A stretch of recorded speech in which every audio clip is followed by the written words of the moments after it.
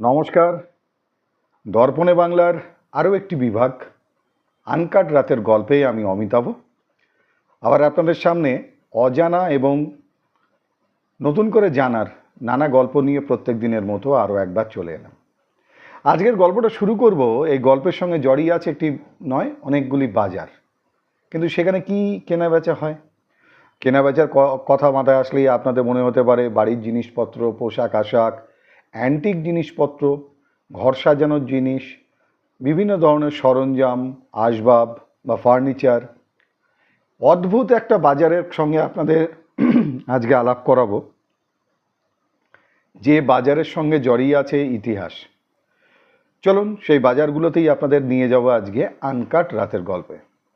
Uncut রাতের গল্পে প্রথম যে বাজারে যাব, বিশ্বের বুকে এই অদ্ভুত বাজারটি রয়েছে বলিভিয়াতে। হ্যাঁ, লা পাজ সিটি। বলিভিয়ার লা পাজ সিটি এক অদ্ভুত বাজার, যেখানে আপনি স্বাভাবিক জীবনযাত্রায় যা যা পান সেই বাজারে কিচ্ছু পাবেন না। সেই বাজারে গেলে পাবেন আপনি স্টারফিশ, জীবিত নয় মৃত, শুকনো, সাপ, ব্যাং, কচ্ছপ আর এলামাফোটাস অর্থাৎ এক ধরনের ভ্রূণ, ছোট, সেই ভ্রূণ শোকানো। এবং সেই বাজারে যারা ক্রেতা তারা কারা? বলা হয় এই বাজারটি রয়েছে বলিভিয়াতে, যার নাম লা পাজ সিটি। এই বাজারে মূলত যারা ক্রেতা তারা হচ্ছেন কালা জাদুতে বিশ্বাস করা, ঝাড়ফুঁকে বিশ্বাস করা, আধ্যাত্মিক চিকিৎসায় বিশ্বাস করা সেই মানুষ। তাদের জন্য তৈরি এই আস্ত একটা বাজার, যেখানে গেলেই আপনার গা চমচম করবে। চারিদিকে ঝুলছে শুকনো সাপ, ব্যাং, স্টারফিশ, হ্যাঁ, কচ্ছপ আর এলামাফেটাস। তারা বলেন এই বাজারের থেকে তারা যেটা পান সেটা হচ্ছে তাদের জীবন এবং তাদের শরীরকে পবিত্র রাখার জন্য আধ্যাত্মিক এই সমস্ত ওষুধ। এছাড়াও আপনি এখানে গেলে দেখতে পাবেন এক ধরনের ঝাড়ফুঁক করার মতো ওঝাদের। হ্যাঁ, এরা মূলত যে কাজটা করে থাকে সেই কাজটা হচ্ছে কালাবায়া ন্যাচারাল রেমিডি বলে একটি রেমিডি আছে। তার মাধ্যমে তারা আধ্যাত্মিক বা স্পিরিচুয়ালি তারা বিভিন্ন ধরনের জীবন, মন এবং আপনার সংসারের জন্য সুখ স্বাচ্ছন্দ্য আনার একটা ব্যবস্থা করে দেন। এই অদ্ভুত বাজারে ক্রেতাও কম নয়। তারা সেখানে যান এই স্পিরিচুয়াল ডক্টর বা আধ্যাত্মিক চিকিৎসকদের সন্ধানে, এবং তারা বিশ্বাস করেন যে এলামাফেটাস এমন এক ধরনের ভ্রূণ, যা শুকনো ভ্রূণকে মাটির ভেতরে যদি তারা পুঁতে রাখেন, অর্থাৎ যদি তারা ধরিত্রী মাকে তার মধ্যে এলামাফেটাসকে যদি পুঁতে রাখেন, তাহলে নাকি তাদের সৌভাগ্য তৈরি হয়। এরকম একটা অদ্ভুত বাজার রয়েছে বলিভিয়ার লা পাজ সিটিতে, যেখানে মানুষ যা যা কিনতে আসে সেই কেনার যারা ক্রেতা তাদের দেখলে ভাববেন যে এরা তো আমাদের মতো সাধারণ মানুষ, কিন্তু এদের চিন্তা ভাবনা আর কেনাকাটার বিষয়বস্তুটি একদমই আলাদা। এরকম একটা বাজার আগে সন্ধান পেয়েছেন কিনা জানি না, সেই বাজারের সন্ধানটাই আজকে দিলাম। আর একটা বাজারের সন্ধান দেব। এটা ঠিক বাজার নয়, একটি দোকান যেটি রয়েছে লন্ডনে, ওয়েস্কার অ্যান্ড সন। এই ওয়েস্কার অ্যান্ড সন লন্ডনের বুকে তারা 2012 সালে একটি দোকান উদ্বোধন করে। আর সেই দোকানের পাবলিসিটি বা মার্কেটিংয়ে তারা বলে যে সেখানে নাকি মানুষের শরীরের মাংস বিক্রি হয়, মানুষের শরীরের মাংস বিক্রি হয়। এভাবেই পাবলিসিটি করেছিল 2012 সালে একটি দোকান, যে দোকানের মালিকের নাম ওয়েস্কার অ্যান্ড সন।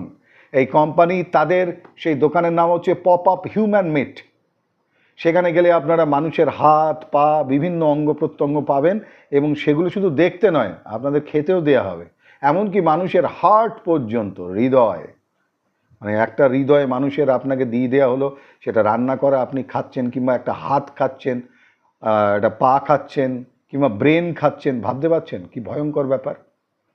হ্যাঁ, ঘটনাটা এরকম হলেও ঘটনাটা সম্পূর্ণ এরকম নয়, মানে এরকম সত্যি নয়। আপনারা জানেন যে রেসিডেন্ট ইভিল বলে একটি জনপ্রিয় সিনেমা এবং তার পরবর্তীকালে তার ভিডিও গেম তৈরি হয়। সেই ভিডিও গেমের রেসিডেন্ট ইভিল, যেখানে জম্বি বা নরখাদকদের আমরা দেখতে পাই, সেই রেসিডেন্ট ইভিলের 6 নম্বর পার্টের ভিডিও গেম যখন লঞ্চ করে তার প্রমোশনের জন্য এই দোকানটিতে এইভাবে মার্কেটিং করা হয়েছিল, Wesker and son pop up human meet.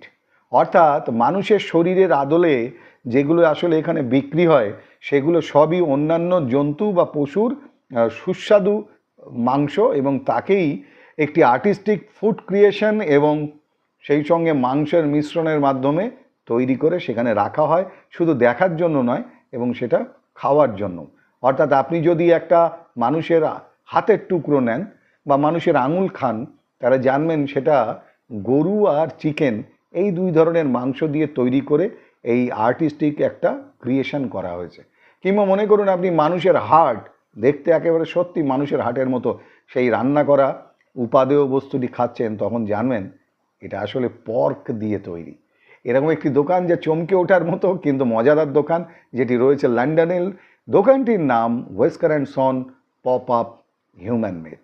এরকম একটা অদ্ভুত দোকানের সন্ধান যারা লন্ডনে যাচ্ছেন তারা আগে পেয়েছেন কিনা জানি না, তবে যারা এরপরে যাবেন তারা একবার খোঁজ করে দেখবেন। মানুষের মাংস খাওয়ার ক্যানিবল ছাড়া একটা অভিজ্ঞতা আপনার হয়ে যাবে। পরবর্তী আরেকটা কোম্পানির নাম বলি, যে কোম্পানিটি অবস্থিত ক্যালিফোর্নিয়াতে।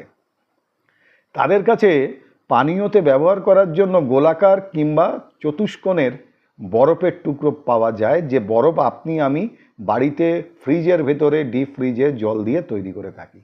কিন্তু আপনারা শুনলে অজ্ঞান হয়ে যাবেন বা অবাক হয়ে যাবেন যে সেখানে একটা আইস কিউব যা গ্লাসে দেওয়া হয় পানীয়র মধ্যে, তার দাম 25,000 টাকা, একটা বরফের টুকরো। কেন এত দাম? সেই কোম্পানি গ্লেজ লাক্সারি আইস, এই গ্লেজ লাক্সারি আইস, তারা বলছেন তাদের যে জলের মাধ্যমে এই বরফগুলোকে প্রস্তুত করা হয়, সেই জল নানান ধরনের ফিল্টার করে তারপর সেই জলকে পরিশ্রুত, শুদ্ধ এবং কোনো জীবাণু থাকবে না এমন একটি ফিল্টার প্রক্রিয়াকরণের মধ্যে দিয়ে সেই জল তৈরি করা হয়, এবং সেই জলকে গোলাকার এবং চতুষ্কোণ 2টি আকারের বরফের টুকরোতে পরিণত করা হয়। এবং সেই বরফের অন্য বরফের সঙ্গে পার্থক্যটা কি? পার্থক্য, সেই বরফ অতি ধীরে ধীরে গলে, যাতে সেই পানীয় যা ঢালা হয় তার স্বাদে কোনো পরিবর্তন হয় না, বা পানীয়র স্বাদের সঙ্গে তাড়াতাড়ি গলে গিয়ে এই বরফ তার স্বাদকে নষ্ট করে না। আর এই বরফ সম্পূর্ণ জীবাণুমুক্ত, অর্থাৎ ইমপিউরিটিস কিচ্ছু থাকবে না, ফিল্টার করা, বহুবার ফিল্টার করা জল দিয়ে তৈরি। তাহলে ক্যালিফোর্নিয়ার আশেপাশে যারা যাচ্ছেন বেড়াতে, তারা অন্তত গিয়ে 25,000ই বরফ একবার টেস্ট করে আসতে পারেন। কারণ এটাও একটা দোকান বা বাজার যেখানে এরকম জিনিসও কিনতে পাওয়া যায়, যে একটা বরফ পানীয়র মধ্যে দিতে গেলে কড় করে 25,000 টাকা আপনাকে খরচ করতে হবে। আজকে আনকাট রাতের গল্প শেষ করব একটা অদ্ভুত মাংসের মার্কেটের কথা, যেমন বললাম সেরকম অদ্ভুত একটা মার্কেটের, এবং সেই মার্কেটটা আছে ইজিপ্ট বা মিশরে। তবে আজকে নয়, আজ থেকে বহু বছর আগে, যে সময় নেপোলিয়ান মিশর দখল করেছিলেন, সেই সময় বিভিন্ন সোশ্যাল গ্যাদারিং বা বিভিন্ন সামাজিক অনুষ্ঠানে বা পার্টিতে সরাসরি মমি এনে খোলা হতো, মমিকে সেখানে খুলে দেখানো হতো, রাখা হতো।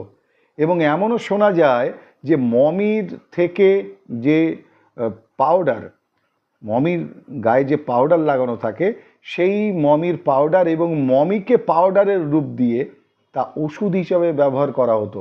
এমনকি মমির যে হাড়, সেই হাড়ের গুঁড়ো ফার্টিলাইজার বা সার হিসাবে শুধু মিশরে নয়, ব্রিটেন এবং জার্মানিতেও রপ্তানি করা হতো, এবং তার ফলে সেই সময় দাঁড়িয়ে মমির চাহিদা পৌঁছায় তুঙ্গে। এবং সেই মমি, এত মমি কোথায় পাওয়া যাবে? প্রকাশ্যে মমি বিক্রি হতো, এবং মমিরকে বিভিন্ন অনুষ্ঠানে এভাবে খুলে দেয়া হতো সবাইকে দেখানোর জন্য। এবং সেই মমির যোগান মেটানোর জন্য শেষে এক অদ্ভুত রাস্তা নেওয়া হলো। যত অপরাধী ছিল তাদেরকে মেরে মমি বানানো হতো, এবং সেই মমির মতো তাদের ব্যান্ডেজ কাপড় দিয়ে বা নুন দিয়ে বা বিটুমিনের প্রলেপ লাগিয়ে সেই মমিদেরকে রোদে শোকানো হতো। অর্থাৎ সেগুলো মমই নয়, সমাজের যারা বয়স্ক মানুষ, ক্রিমিনাল বা অপরাধী, পাগল, এদেরকে এইভাবে মেরে তাদেরকে ব্যান্ডেজ লাগিয়ে বিটুমিনে চুবিয়ে, বিটুমিন দিয়ে তার প্রলেপ দিয়ে রীতিমতো রোদে শুকিয়ে সেগুলোকে মমি হিসাবে বিক্রি করা হতো। ভাবতে পারছেন পৃথিবীতে কত ধরনের বাজার রয়েছে? এরকম অদ্ভুত ধরনের বেশ কিছু বাজারের সন্ধান তাই আজকে আপনাদের দিলাম।